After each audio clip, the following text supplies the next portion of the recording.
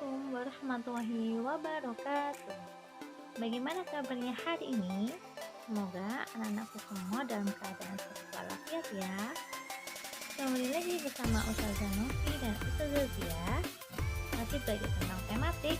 Kali ini kita akan belajar tentang tema 3, yaitu peduli terhadap makhluk hidup. Materi kali ini adalah tata cara wawancara dan bagian tubuh tumbuhan dan hewan beserta cara melestarikannya. Nah, sebelum kita lanjutkan, alangkah baiknya kita berdoa sebelum belajar ya. Semoga hari ini ilmunya bermanfaat. Kita mulai dengan materi yang pertama, bagian tubuh tumbuhan dan fungsinya.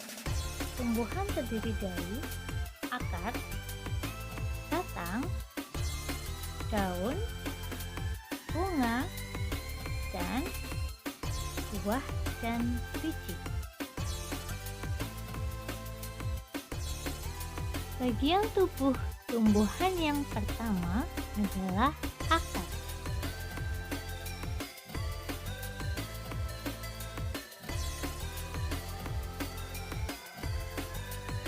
Bagian tubuh tumbuhan yang kedua adalah batang.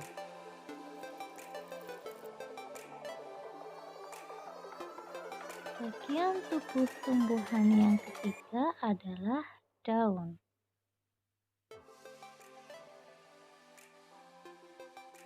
Yang keempat adalah bagian tubuh tumbuhan yang sangat menarik untuk makhluk lainnya, yaitu bagian tubuh tumbuhan yang kelima adalah buah dan biji. Bagian buah yang kita makan disebut bagian buah. Materi yang kedua adalah bagian tubuh hewan. Secara umum, bagian-bagian hewan terdiri dari kepala, tubuh, dan kaki. Berikut gambar hewan dengan bagian tubuhnya beserta fungsinya. Contoh bagian tubuh pada burung memiliki paruh yang fungsinya untuk mengambil makanan. Pada tubuh bagian ayam memiliki jengger untuk menarik lawan jenis pada saat musim kawin. Juga memiliki gelambir untuk berkokok pada pagi hari. Sedangkan pada bagian tubuh kucing memiliki ekor, hidung, mulut, kaki, telinga, dan mata. Ekor pada kucing berfungsi untuk keseimbangan. Dan pada bagian tubuh ikan memiliki ekor, perut, sirip, mulut, dan hidung. Selanjutnya, cara melestarikan sumber daya alam khususnya tumbuhan dan hewan adalah sebagai berikut.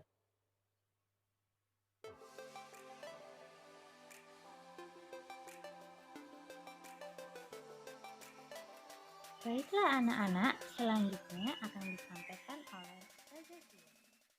Nah teman-teman, sekarang kita lanjut di pembelajaran bahasa Indonesia yaitu tentang wawancara.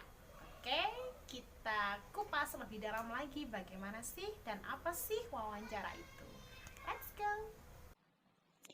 Nah, kita bahas lebih detail mengenai wawancara. Tahukah kalian apa sih wawancara itu? Wawancara adalah suatu cara untuk mengumpulkan data atau memperoleh informasi dengan mengajukan pertanyaan langsung kepada narasumber. Nah, wawancara itu sendiri juga memiliki tujuan. Yang pertama, wawancara bertujuan untuk mencari bahan informasi. Misalnya berkaitan dengan masalah sosial, politik, ekonomi, dan lain-lain. Yang kedua, wawancara digunakan sebagai bahan opini. Contohnya, tanggapan narasumber terhadap suatu masalah. Dan yang ketiga, wawancara digunakan untuk bahan cerita. Misalnya untuk mendukung penulisan sebuah karya sastra. Dan yang terakhir, wawancara memiliki tujuan sebagai bahan biografi. Misalnya, riwayat hidup tokoh yang akan ditulis pada sebuah buku atau sebuah karya tulis. Nah, wawancara sendiri dibagi menjadi dua jenis. Yang pertama, wawancara terstruktur, yaitu wawancara yang dilaksanakan secara terencana dengan berpedoman pada daftar pertanyaan yang telah disiapkan. Dan yang kedua, wawancara tidak terstruktur, yaitu wawancara yang tidak berpedoman pada daftar pertanyaan.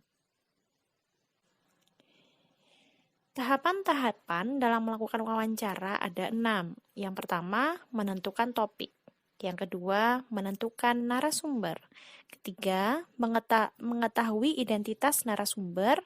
Keempat, membuat garis besar atau daftar pertanyaan. Yang kelima, mempelajari masalah yang berkaitan dengan topik wawancara. Dan yang terakhir, mempersiapkan alat bantu untuk mencatat hasil wawancara. Beberapa hal yang perlu diperhatikan etika atau sopan santun ketika wawancara. Yang pertama, datang tepat waktu sesuai dengan perjanjian. Yang kedua, bersikap sopan santun dan ramah. Yang ketiga, mendahulukan pertanyaan yang ringan dan sederhana. Keempat, bertanya dengan kalimat yang jelas dan singkat sesuai dengan topik wawancara. Yang kelima, hindari pertanyaan yang bersifat pribadi.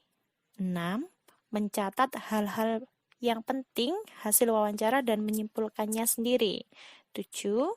Jangan menyela apabila narasumber sedang berbicara. Dan yang terakhir, selesai wawancara, ucapkanlah terima kasih.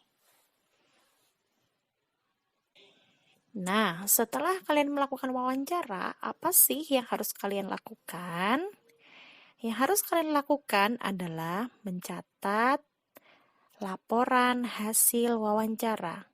Ada berapa unsur laporan hasil wawancara? Dalam laporan wawancara ada 6 unsur yang terkandung di dalamnya, yaitu yang pertama, latar belakang. Kedua, maksud dan tujuan. Ketiga, topik wawancara. Keempat, waktu dan tempat kegiatan. Yang kelima, laporan hasil wawancara. Dan keenam, kesimpulan.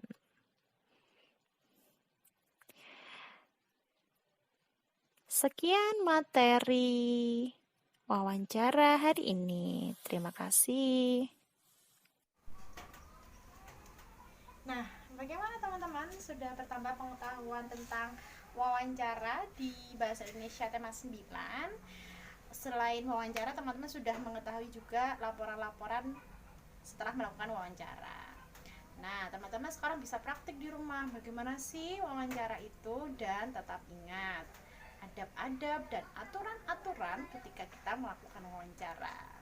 Semoga pertemuan kita hari ini bermanfaat, dan sampai ketemu di video-video selanjutnya. Terima kasih. Wassalamualaikum.